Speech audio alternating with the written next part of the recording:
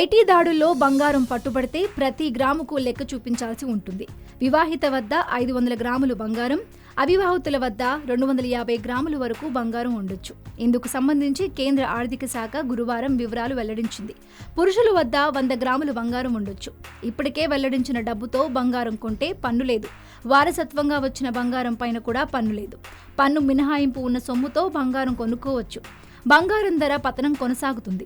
దేశ రాజధానిలో గురువారం 24 క్యారెట్ల స్వచ్ఛమైన బంగారం $350 తగ్గి 29,000కు చేరింది. వెండి ధర సైతం తగ్గింది.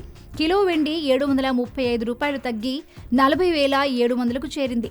నాణాల తయారీదారులు, పరిశ్రమల నుంచి కొనుగోళ్లు మందగించడం వెండి ధర తగ్గుదలకు కారణమైంది.